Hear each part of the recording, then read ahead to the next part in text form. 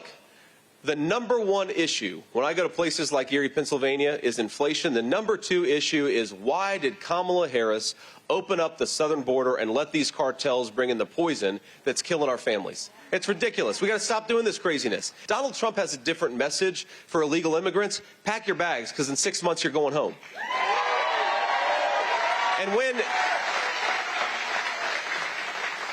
And when we do that, you're going to have fewer people dying of drug overdoses. You're going to have fewer people who are suffering because you've got drug cartels operating freely in their communities. J.D. Vance striking a chord with voters in Erie, Pennsylvania, after sharing a part of his story that really hits home with Americans now more than ever. The story of drug addiction, which his mother battled throughout his childhood. But the media simply cannot relate. I think the problem with J.D. Vance, and we've seen this from the day Donald Trump nominated him, he seems very tone deaf and have an inability to really connect with any kind of audience in any way, whether it's an audience like this, a larger audience, or a speech, a big convention speech, or even just a one-on-one at a store. He seems to have a great inability to have some real connection with people that people find genuine and authentic and will relate to. Joining us now, 2 Erie, Pennsylvania voters who were at Vance's rally Wednesday. Dan Doyle, along with Mary Doyle, who lost 2 of her brothers due to opioids. Both of you, welcome. You know, Mary, we just played the clip from the liberal media saying that J.D. Vance doesn't resonate with voters. Well, you're from Erie, Pennsylvania. You lost 2 of your family members to opioids. And J.D. Vance has lived the addiction life with his mother. Does he relate to you? Totally. He totally relates to me. And I didn't even know who he was. And he just, I can't even believe they would say that he doesn't relate to us, because he completely gets it. Nobody even talks about it. Like, the Dems don't even talk about it. And everybody just goes about their way with the pain that they have inside and just lumps it. And he gets it. He gets it.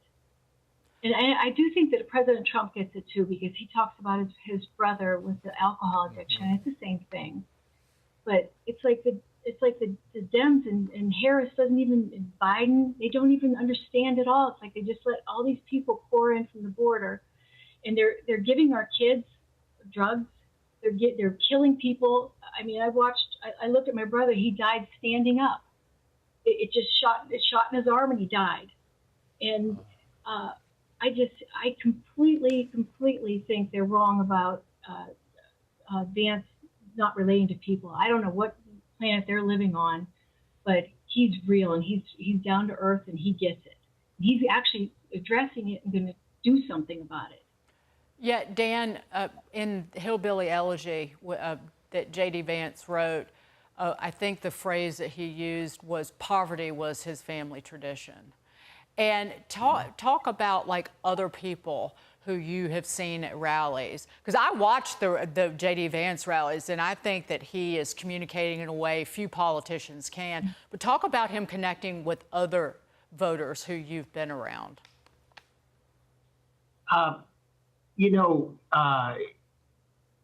he does appeal. I mean, he's got this background, and to tell you the truth, I work in the oil and gas business. I'm a fracker, and we have a camp, a frack camp, right by where J.D. Vance grew up, and he grew up in Jackson. We're about 45 minutes away, and you know, what I'd like to speak to is what I've seen down there, and just the kind of the coal business dried up, and what remains in you know, there's wonderful people, but the employment isn't necessarily there. And I was in a convenience store a while ago, and absolutely everybody in the convenience store, you know, had that meth face. And you know, we deal with it, you know, with employees, and we get them into programs. You know, when J.D. Vance was picked, everybody that I know was thrilled. You know, he's a hometown boy for these kids from Kentucky. And they're phenomenal kids. They're just hardworking, great guys. And but they were thrilled. I mean, he absolutely, just like Mary said, connects, but this is politics, and they'll say what they have to say, just like comment about weirdo. I don't get that. I mean, he's not castrating kids. No, right. Personally, I find that to be weird. So, you don't hear that from him.